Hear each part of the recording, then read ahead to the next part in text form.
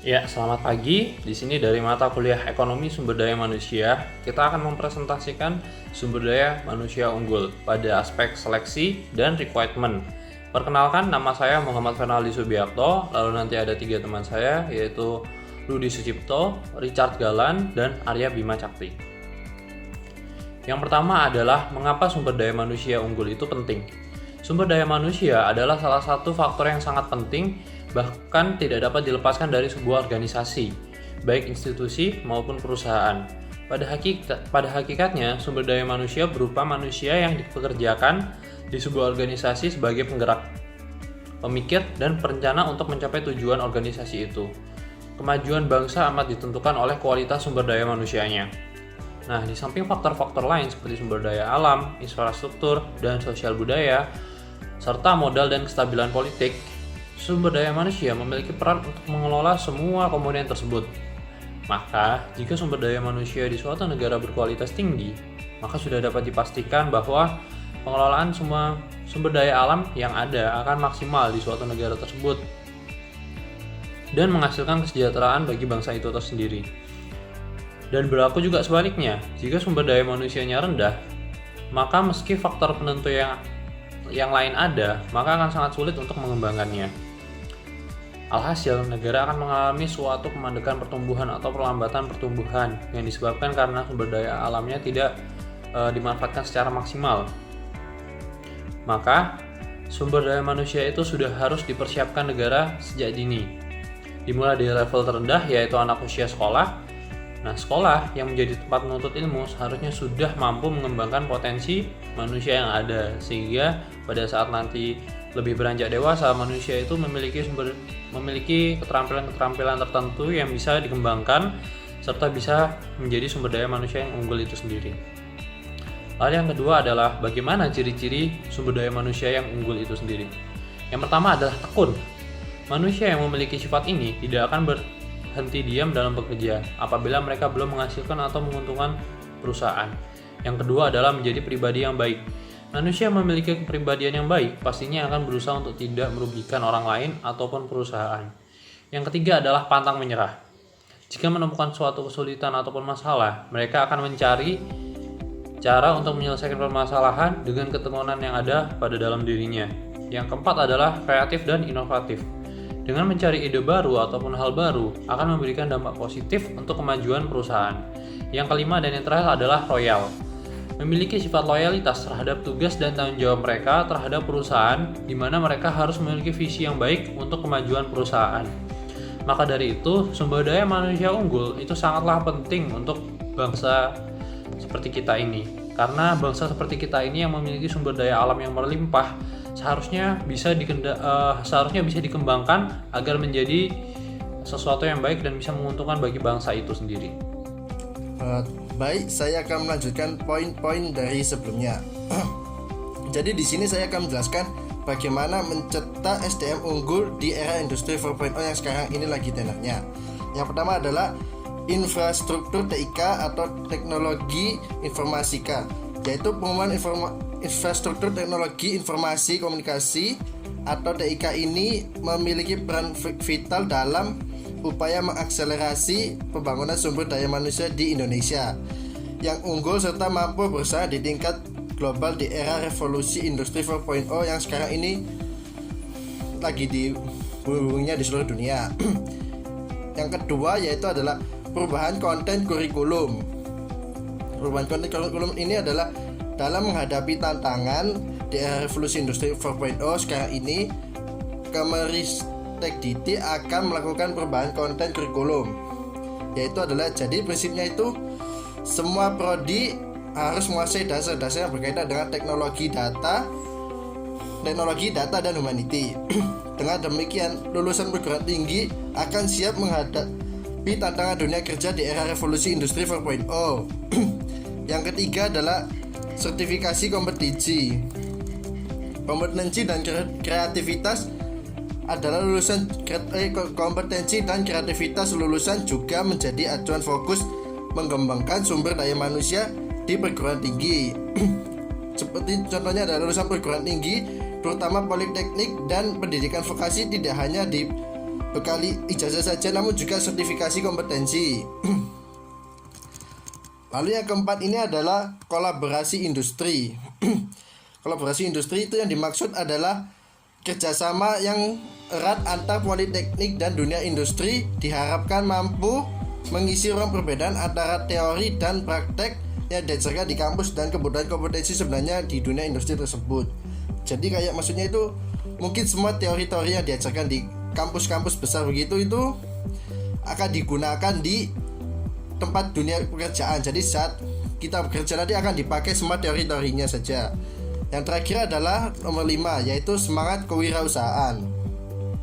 Jadi perguruan tinggi itu tidak hanya untuk menghasilkan mahasiswa yang siap bekerja saja, namun juga melahirkan mahasiswa yang mampu membuka lapangan kerja. Jadi seperti mereka sudah lulus, mungkin mereka akan mempunyai ide untuk saya ingin melakukan sebuah penjualan online, mungkin melakukan toko online yang sekarang lagi tenar-tenarnya, atau mungkin melakukan wirausaha kecil-kecilan seperti menjual boba itu yang lagi sekarang tenar-tenarnya itu minuman boba seperti itu. Ya seperti itu contohnya. Jadi kreativitas, jiwa kewirausahaan dan inovasi adalah merupakan hal penting dalam menciptakan industri kreatif di era digital 4.0. Nama saya Rudi Sucipto, NRP 130117067. Saya akan membahas tentang SDM unggul aspek rekrutmen. Menurut Randall S. Schuller dan Susan E. Jackson, rekrutmen yaitu upaya pencarian sejumlah calon karyawan yang memenuhi syarat dengan jumlah tertentu, sehingga perusahaan dapat menyeleksi pelamar pekerjaan untuk mengisi lowongan dalam perusahaan tersebut. Melalui rekrutmen, organisasi dapat melakukan komunikasi dengan pihak-pihak tertentu untuk memperoleh SDM yang potensial, sehingga akan banyak pencari pekerja dapat mengenal dan mengetahui organisasi yang pada akhirnya dapat memastikan atau tidaknya dalam bekerja. Dengan rekrutmen ini, diharapkan pencari kerja yang berkualitas tinggi akan mengetahui adanya kesempatan kerja. Selanjutnya ada proses rekrutmen. Menurut Umi Sukamti tahun 1989, proses rekrutmen terbagi menjadi 2 fase, yaitu untuk memonitor perubahan lingkungan dan organisasi, dan untuk menyebarluaskan kepada pelamar yang berpotensial. Untuk memonitor perubahan lingkungan dan organisasi ini akan menimbulkan SDM yang baru, serta menetapkan pekerjaan yang harus diisi sesuai tipe-tipe pelamar yang dibutuhkan. Yang kedua ini untuk menyebarluaskan kepada pelamar yang berpotensial, yaitu bahwa ada lowongan pekerjaan sehingga dapat menarik pelamar yang bersangkutan dan menyisihkan pelamar yang kurang memenuhi standar yang diperlukan perusahaan.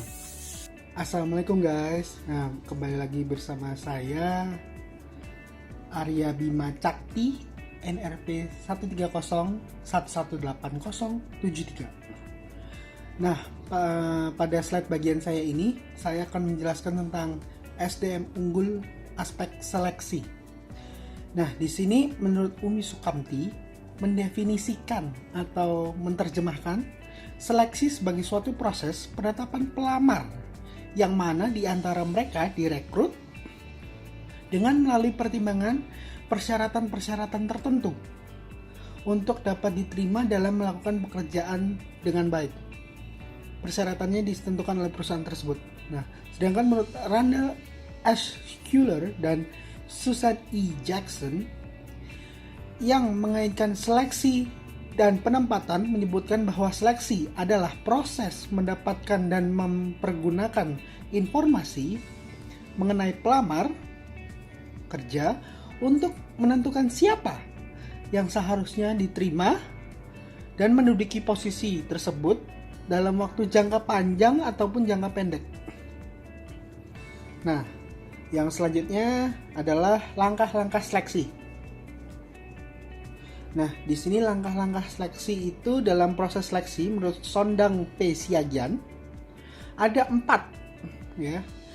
Tantangan yang perlu diperhatikan dan dihadapi oleh petugas seleksi dalam menentukan jenis dan langkah-langkah dalam proses seleksi, yaitu penawaran tenaga kerja, tantangan etis, tantangan organisasional, dan kesamaan kesempatan memperoleh pekerjaan. Nah, terakhir adalah kesimpulan dari 10 slide ini.